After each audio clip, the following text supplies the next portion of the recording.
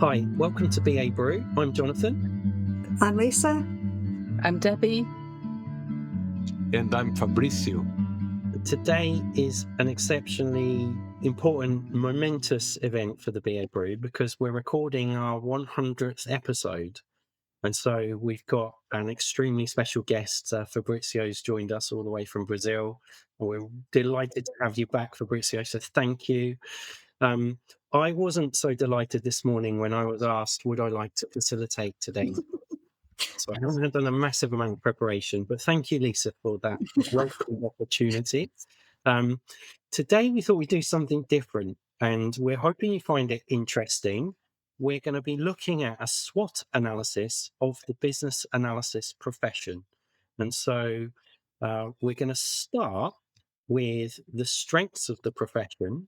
And I'm going to jump in by asking Lisa to start us off. SWOT analysis of the profession. You can see we've got a mural board ready, and I'm going to ask Lisa to dive in. And so the first strength I've got written down is the fact that it's the loveliest community of people, the BA community. And this is a first for the BA Brew because I'm hosting and attempting to type at the same time. So it's all going to go wrong. There's going to be typos in this particular episode, but great community of people. And I had some homework over the weekend, and I was trying to think of the strengths as well, Lisa. And this was one of the top strengths that I thought of. And it is the people that are in the profession. I couldn't agree with you more. Did you have another one that you wanted to share with us? I've got a couple. So the second one I wrote down that was we've got a really good, valuable discipline.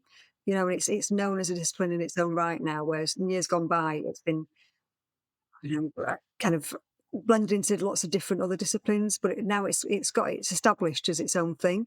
And because of that, we've got our own qualification pathways, things like that. So I think that they're really big strengths. Yeah. Awesome. Right. Fabricio, do you want to dive in with any other strengths? Sure. Thank you. I would like to add the broadness of our professional. So when we are talking about business analysis today, we are talking about business analysis in a strategic, in a technical, or an operational level. So we have different people doing business analysis in different horizons. Brilliant. I like that. I think that's a strength. Yeah, and it can flex from those that either strategic to the tactical horizons or something like that. Any others that you'd share, Fabricio? I would like us to talk about the structured way we use to do business analysis. So I believe that's a strength. Every time I join a conversation with some people from other areas, they are amazed about how we can structure the conversation and give some sense in what's going on. Brilliant. And the ability to make sense of complex situations, business situations, and to bring structure in terms of the rigor and the thinking, I think absolutely a key strength.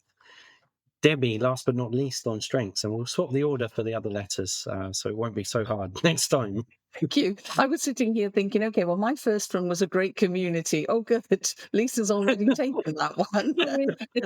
And then I was thinking back to the profession. Oh, right. Fabricio's got that one. Okay.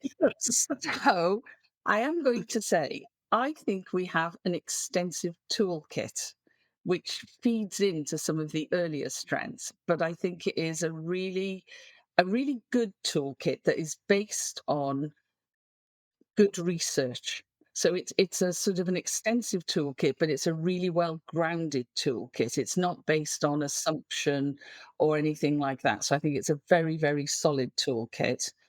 And I think that's really, really important. The other one that I wrote down is that our strengths as a community, I observe, is that we have people who are actually interested in the business and the technical. So they can, they can make that link to really support these strategic, tactical views and to make sense of complex business situations because they're interested in both and they bring those things together. And in today's world, that's really, really important.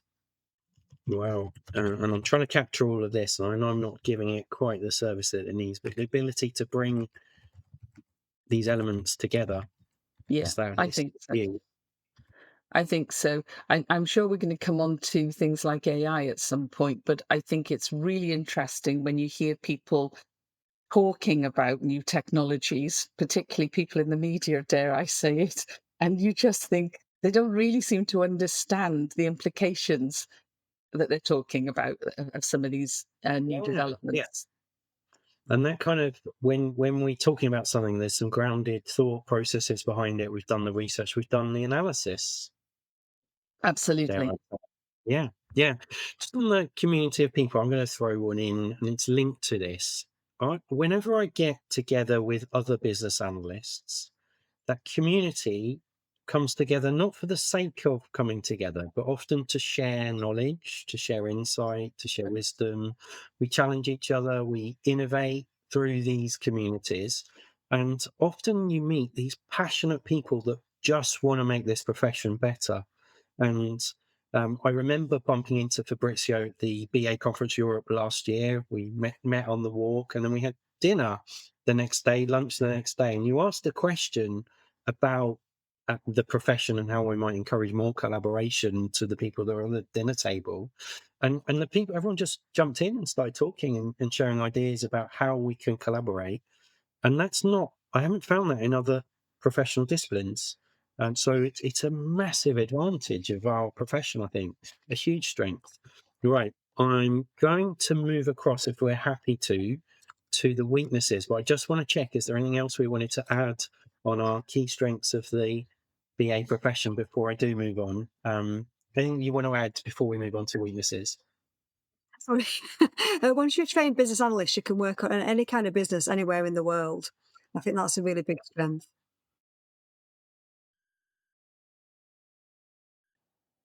That's a nice one. Flexibility we have. Yes, I like it. Absolutely, and you get that flexibility, and that comes into the breadth. Debbie, did you have something else you were going to add? I just wanted to slightly change great community of people, because I think back to what you were saying and what you'd said, Fabricio, you'd mentioned at dinner, was it's a great community of people who are keen to analyze. So to me, the analysis that underlies what we do is prevalent in a lot of the people within those communities that come together. Yeah, and they want to analyze, improve towards outcomes, don't they? It's brilliant. It's brilliant. Right. Could you use the word an outcome driven mindset? Oh, yes. Yeah, good one. And then you find that in a lot of BA professionals, don't you? Right, Debbie, you're going to be pleased to know for the weaknesses, I'm going to come to you first. There isn't a plan for this because I only found out about facilitating this mural just moments before this podcast recording. Before. Oh, you For you, bad. Debbie, let's move on to the weaknesses of the BA profession. Okay, so I think one of the weaknesses is a sort of a contradiction to what we've said in the strengths. Okay, and it's that we have some BAs, or they've got the BA job title, but they're not really interested in building their toolkit and analyzing, and sometimes accept a bit too much. And I think that is a weakness, because if even a small part of the community does that, it weakens the whole community.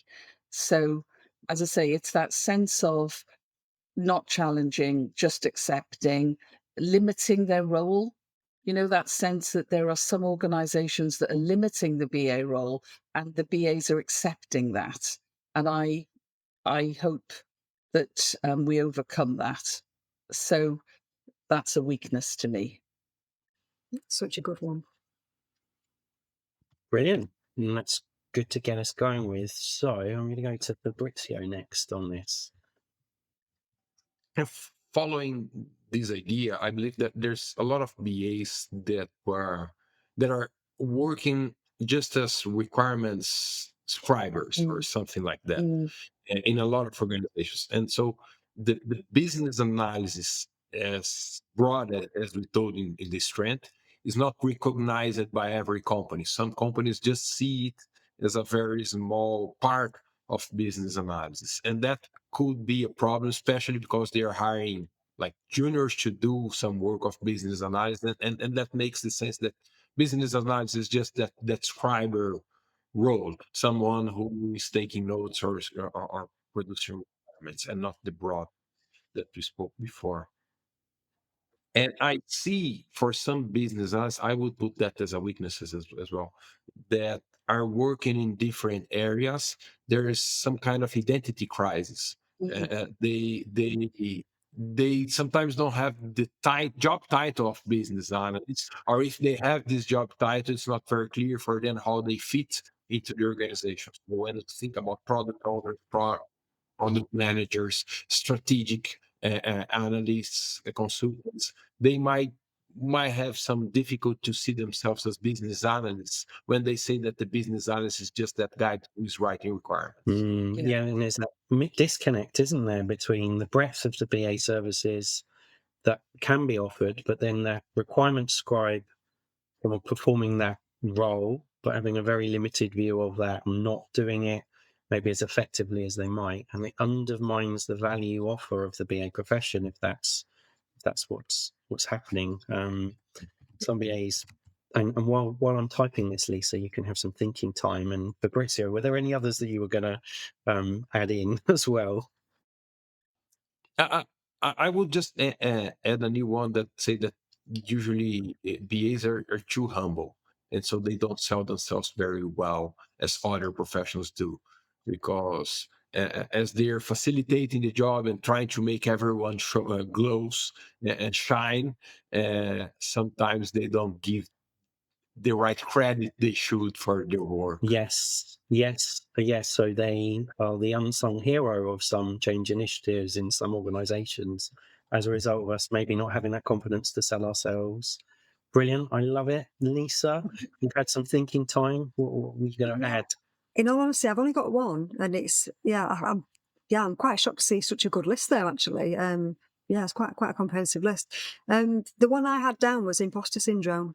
It's quite a prevalent thing in the BA profession. Many BAs who I know are wonderful have suffered from having imposter syndrome.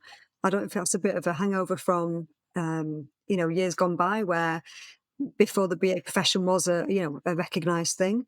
And people, just talking to your point earlier, Fabricio, about the way we were sometimes seen, perhaps as note takers, people just there to sort of gather requirements.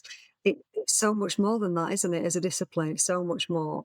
I think some people still suffer a little bit with the imposter syndrome. Yeah, and we've got a pod on that, haven't we, Lisa? That people can look if they want to. Just a little plug. I'm going to add one in, and it's kind of the opposite of our toolkit, where we've got this extensive grounded toolkit. I think that there's variance in the quality of BA service delivery. So some BAs not using the toolkit in the way that it's expected, intended. Some BAs not having the outcome focus. And I think that variance in the BA profession is a problem for the profession, genuinely, because we've got some excellent BAs out there, but there are some BAs that are not doing excellent work. And that variance undermines the profession, unfortunately, is my view. So I'm going to put variance in BA service quality. And while I'm writing that, are there any other thoughts that we want to add on the weaknesses from anyone else? Yeah, I believe that diversity that we have is a strength and a weakness at the same time, right? Yes. So when you think about diversity and how broad our profession is, there's this huge variance as well. Yes. I think I've got one as well, which is that there is a tendency, and this is not just in the BA world, to accept received wisdom. And what I mean by that is if somebody says something enough, people accept it as reality. And I mean, Jonathan and Lisa, you may not be quite so aware, Fabrizio, that I have a real issue with this delivering value concept, because I think it hides a lot of possibility for error, and it's not outcome focused. And I completely believe in an outcome focus, but I do think there is a bit of a tendency sometimes that if something is said often enough, people think it's reality, whereas it isn't. And I think in not just in business analysis, but in the business change and technology professions, we all have a bit of a tendency for that to happen in the community sometimes. And I think we need to challenge against that a bit more, but we don't. Excellent, excellent. I think Peter Thompson would tell me off if I didn't mention this. But I think one of the weaknesses that we've got is that we're not always keen to talk about data. And I might include myself in that bucket of people. But I wonder if that's a weakness. There's a big strength in the process area, I'd say. But in some pockets, there's a weakness in terms of talking about data.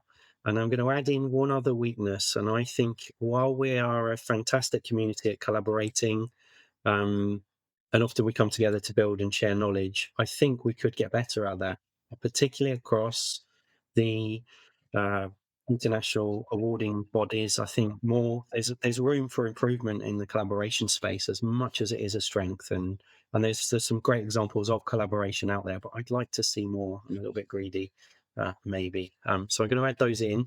While I'm adding those in, are we happy to move across to opportunities and or threats? And I think, Fabrizio, is it your turn to go first on opportunities? If I try and keep the similar pattern, so let me move across to opportunities. I'm not going to type and try and talk at the same time because it's all going wrong today. But opportunities for the BA profession, Fabrizio. There's no way we won't speak about artificial intelligence in opportunities. Oh wow, yeah. So AI. Yeah, that's an easy. I'm glad I'm the first one, so I can say it. And let me explore this a little bit. So when we think of artificial intelligence as an opportunity, I see double sided. We can use artificial intelligence to do our professional. So we can talk about AI for BAs and how BAs can use artificial intelligence. But I believe the greatest opportunity is in the opposite direction. Is BAs for AI. So every organization or every business are trying to use AI as an advantage, competitive advantage. So we need BAs more than ever because we need some people who can understand who are the stakeholders, what are their needs, and how to use this opportunity to explore artificial intelligence in a way that is safe, that is going to bring value for everyone. So understanding value, understanding risk. So trying to understand these opportunity for the business and leading that change. So I believe we are living a time that's it's very opportunist for business analysts. Yeah, that's brilliant. And I'm not sure if I captured it enough because you mentioned ethics there that I haven't managed to fit into my sentence. But using business analysis to explore the opportunities of AI and the risks, impacts, and whether or not we should or shouldn't be using AI. I think we're very well placed for that. Brilliant. Fabrizio, were there any other opportunities you wanted to mention just while I'm with you on opportunities? Right. Let's just add another one, and it connects with the diversity we spoke before, and the variance and the identity crisis. I believe we have. We can have business analysis for a broader number of professionals. I believe we are leaving an opportunity to enter business analysis not just for professional business analysts, but making business analysis professionals broader. We should have business analysis into managers, into executives, into consultants, salespeople. I see that a lot of other professionals are looking for this skill set, this strong toolkit that were mentioned, as a key differentiator for them as well. So I believe that's an opportunity for business analysts to lead a cultural transformation where business analysis is a skill set for a lot of people. This mindset could be shared between different professionals as well. Approach used across other professions. I think that's brilliant. Okay, excellent. Right, Lisa, I'm going to go to you next. I probably should be going to Debbie, but I've messed up. No, the it's order. Let's go. Okay, so forgive so you. I wrote so I wrote down that even in the face of adversity, there's still opportunities. So to give you an example on that, like I wrote down things like Brexit and COVID. Now I know I'm thinking about the future, but actually they're good examples of how something so quite challenging circumstances ended up being a good thing for some BAs. I mean, some BAs got the chance to work on projects surrounding those things, like Brexit policies, COVID processes, things like that. And actually, they were able to add value to those difficult situations. So I thought maybe I can't think of any other examples, but they seem quite prevalent in the last few years. Yes, and it's kind of leveraging that impact where we've had that impact as a profession in those challenging circumstances to say, well, we can help with other challenging circumstances if I'm trying to. Yeah, absolutely. Yeah, brilliant. Okay. Any others that you thought of, Lisa? I suppose opportunities, the only couple of things I wrote down were things like service design and business architecture. So I suppose potentially how would you say that, new disciplines? Yep, and extending the professional Yeah. discipline to encompass or Yeah, include. extending existing, Yeah. BA roles, yeah. And there might be other professional disciplines that we could add into that mix, but service design and business architecture are the two that I would spring to mind in terms of my thought process. Brilliant. I'm not sure that all business architects and service designers are going to welcome that view, but we'll see. We'll see. Debbie, any thoughts in terms of additional opportunities?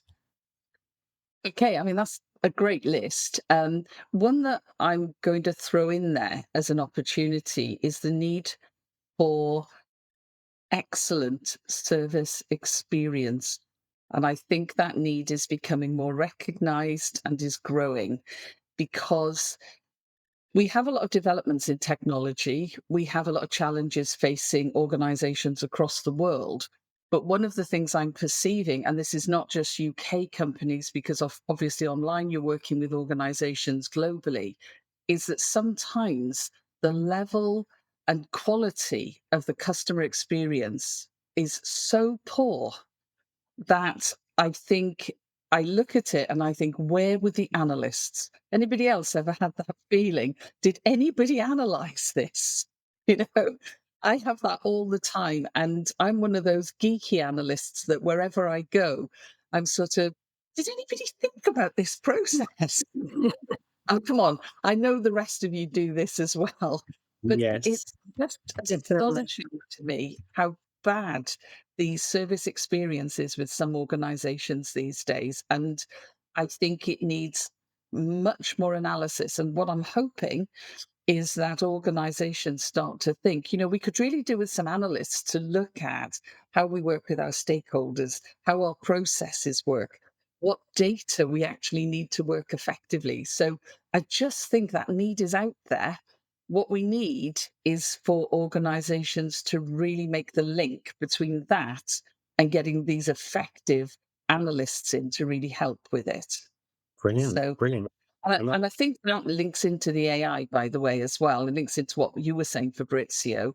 It's all very well saying AI as if it's this very generic thing, but it's not. It's, if you understand your business domain, and of course, where we also have strengths is in problem analysis, there are opportunities out there for problem analyzers to actually say, what can we harness in order to really help resolve these problems?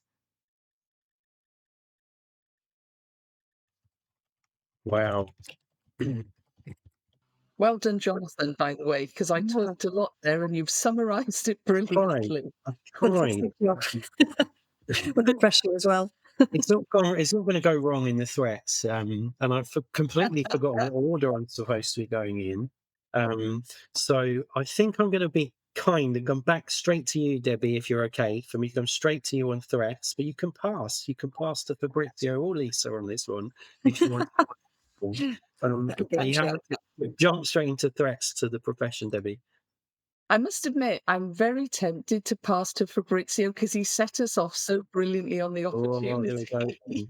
There we go. I thought, that worked really well. So I think I'm going to do that, Jonathan. I'm going to do a pass to Fabrizio. You can come to me later. Fabrizio. Am I allowed to pass to Lisa as well? Oh, sorry. I won't do that. I'm just well, I have noted 2 points for the threats here that I would like to share. One of those is related to methods or ways of working. So I have seen, and you probably have seen as well, a lot of people claiming the death of Agile because there are so much expectation, and maybe there is a wave that is ending. I'm not sure if it's ending, but a lot of people is calling, Agile got overloaded. And maybe that's related very much to an overload of certifications. So the model of certifying people had become a kind of a formula for making money. And a lot of people are not very much satisfied with that these days. And so maybe that's a connection, and that's a threat. So of people seeing those ways of working or those disciplines, even business as a wave, as a fad, right? And so that's a thread to be seen as a fad and to lose, I don't know, momentum. Yeah, and some organizations mistakenly thinking that agile means they don't need business analysts any longer, potentially. And I've seen it in some organizations, for which I presume you have as well. So it's that some people having this mistaken view that agile means you don't need a BA is a huge threat to the profession, and it's impacting BA professionals all across the world at this very moment, I suspect. I'm not sure if I've captured that quite accurately enough, but let me try to the mistaken perception that agile means no business analysis, when in fact, I think it's the opposite. You need more analysis, you need more rigor, you need more of that sharing, that collaboration, all the things that business analysts can bring. Must be more outcome driven than ever. Yeah, absolutely. Brilliant. Excellent. Right. Lisa, do you want to jump in on any threats that you've thought of? Yeah, sure. So obviously there's AI and there's things like cybersecurity as well, because they can be seen as threats. In terms of if we don't respond to those as a profession, we'll be left behind?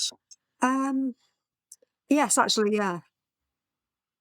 Yeah, and I would expect that the BAs would get involved in these things, in these AI projects or cybersecurity projects, and be able to add value in those areas as well. Yeah, brilliant. Okay. Any other threat that anyone wants to jump in with? Debbie, have you thought of any? Was Fabrizio and Lisa have been talking? Yeah, I mean, my big threat that I see links to maybe senior business people, senior executives not really understanding what analysis can bring them and jumping to this received wisdom that I talked about. So, a new role comes in, like business architect did a few years ago, and suddenly that's much more important than business analysis. The fact that actually their outcomes, if you like, in terms of their services, they do align, they even overlap in some areas, but they're also significantly different in some areas, seems not to always be perceived. And what you find is you get the sort of land grab, territorial aspect going on between roles, which I think is a real threat. But also you get the situation then where some organizations say, oh, we don't need business analysts because actually we've got service designers, business architects, project managers, whatever role you get, product owners, that's the big one. And actually, it's that lack of understanding the importance of analysis. And I do think that's a threat because, the way that a lot of organizations thought agile, okay, we don't need BAs because they're not really mentioned in the majority of agile approaches, although they are in some. I think that was sort of leapt on a little bit because it's seen that as almost a cost saving. Whereas actually, it really is a cost if you're not analyzing because you're not going to achieve the outcomes you want because you don't know what problem you're trying to solve and what outcome you're aiming for. So I think it's not only a threat to business analysis as a community, I think it's a threat to business too. And you were saying about the proposed death of agile and all that, which I know people are talking about that. But I think in some ways, what that's related to is this way that sometimes organizations leap on something without that understanding of really what you're trying to achieve with it and then blame the method or blame the approach. Do you know what I mean? So that's where I see the threat coming in there. Yeah, brilliant. And there's a lot of dogmatism around methods and people saying their way is the only way, and there isn't a role for a BA or whatever. Those methods and the dogmatic approach, I think, is a real threat in some instances as well. Brilliant. Right, what have we missed in terms of opportunities and threats? Is there anything that we want to add if you're just looking across these lists? Anything we've missed? I wonder if on opportunities, I mean, it's a very general comment, but the world changes and changes constantly and is changing at pace. And all of those changes need analysis. I remember when in the UK, we were heading into leaving the EU into Brexit. And I remember having a conversation with another analyst and saying, there was going to be such a need for business analysis because actually the changes are going to be so significant. And I think that is the case globally. There is so much global change, but you do need analysts to actually make the best out of the situations. Yeah, brilliant. Fabrizio, anything you'd add to any of the opportunities and threats? Maybe adding to this need of analysis, especially for some complex changes, I believe we need synthesis as well. And maybe that's a weakness of business analysis is the name, because the name just say analysis, but we're very good in doing synthesis as well, right? So I know Alex, what's his name? He once told I don't remember his name once, but I saw a presentation from him saying that we should rebaptize it as business synthesists, which I thought very clever. But we always can do this open analysis and try to identify the small things and do the synthesis as well. So we have both those skills, but there's an opportunity for on those complex changes to bring synthesis as well. That's, I believe, it's a strength of ours. And you just challenged me. That's the first word where I was really struggling to type and try and spell it. It's not an everyday word that I would use. Business synthesis. I don't know if I've spelt it right, but I've had a go, Fabrizio. So I hope you did. but it, I can't check English. Sorry. multitasking. I'm I'm not sure where to put this on the swap, but I'd quite like BAs to be involved in more strategic level discussions and to be a bit more innovative. And I'm not sure if that's a weakness of the profession or whether or not we'd class that as an opportunity to get involved in more conversations. Um, but I really would like business analysts to not be known as the note taker, but as someone who can help an organization strategically innovate.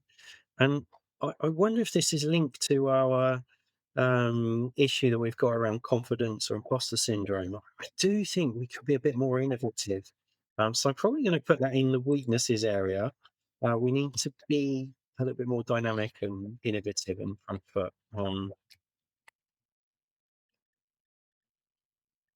Brilliant. Okay. So we've created a swap for the profession and used a mural in BA Brew for the very first time. The plan is that we turn this mural into a PDF and we release at the same time as the episode. So look on our LinkedIn socials and you will be able to find this mural that we've just created. We'll turn it into a PDF and let everyone have access to it. The other thing I would be really interested to hear from BA Brew listeners is other ideas for strengths, weaknesses, opportunities, and threats that they've spotted from the profession that we haven't discussed today. So it would be great if you share those with us either via social media or to drop us an email. The email address for those ideas is babrew@assistkd.com. And as always, we're always keen to hear about new ideas for future episodes as well. I want to say a massive thank you to everyone that's listened to the BA Brew. Everyone who's watched an episode, shared it on social media. We wouldn't be at episode 100 without your support. So thank you to absolutely everyone that supported the BA Brew journey. Massive thanks also to Lisa. And Lisa is, I don't know, quietly in the background, she organises and runs the BA Brew and has done for quite some time. So a huge thank you to Lisa, to the team that sits behind the brew. We have all sorts of people, Tom, the producer, director extraordinaire, our social media marketing team, and everyone else that gets involved in organising the brew and making it a success. Before we close, SWOT analysis is a great tool technique. We're looking forward to the profession. What can we do with this SWOT? What ideas are you sat there thinking of? And I'm going to come back around each of you, Lisa, Fabrizio, and Debbie. What's the priority? So if we're going to take this profession to the next level, take it forward, what would be the one or two things you'd say, yeah, we should do something about that as a profession? So this is a bit of a tough question. I'm going to put it to Fabrizio to start off with. One thing you would do if you were in charge of the BA profession, Fabrizio, what would be the thing that you'd say we could really do with working on that? How can we take this profession forward to be even better than it is today? The thing I like the most in SWOT analysis is when you connect those different points and try to create something new or create an initiative from those connections. And from our conversation today, I will take some of those things, like the strength of our community, and I believe that it's a very engaged community, could be used to avoid our weaknesses we have in the different levels. How did you say the variance in quality that BA services are doing by having a shared practice in events or conferences or trainings. So using the community to diminish that variance, and especially taking that opportunity of AI, making business analysts to advance their practices to help organizations to use AI in a way that they can have better outcomes. So trying to connect some bullets from different areas, I believe that's the nicest thing to do in a SWOT analysis. Brilliant. I love it. And a great application of SWOT. Lisa, would you do the same? Would there be something else that you'd focus in on? You're in charge of the BA profession. What would you do? Oh, I mean, the first thing I probably do is a mindset change, because I think if you're thinking about the opportunities and threats in particular, I try and the first thing I probably try and do is look down the threats column and try and make them into opportunities. Learn more about AI, learn more about cybersecurity. What else is it? Internet of Things, data, whatever it is that you feel like you need to learn more of. Learn more of that and then turn it into an opportunity for yourself and your career. So I think it's more of a mindset shift for me. Brilliant. And then last but not least, Debbie, you're in charge of the BA profession. What would be the one thing you'd do? Assuming I was Empress of Business Analysis, okay, what I would do is I would contact all of the other emperors and empresses of various other disciplines in the business change and technology community and say, we need to go to our executives and tell them that they need to take this seriously and they need to listen to people like business analysts, because to me, I suppose it's one of the threats we haven't put down, but the recognition threat is huge and it sort of crosses everything, I think, in lots of different ways. And I would love to use that position to really go very senior in all sorts of different areas with all sorts of different industries and domains and say, you need to understand this. Brilliant, brilliant, brilliant. Right. We promised we'd do this for the listeners at the start. So I hope you've got your cups ready. So I want to do a toast to the BA Brew, episode 100. Thank you to everyone that's been involved. It's been absolutely brilliant today. Thank you very much. Thank you. Thanks all. Bye. At 100.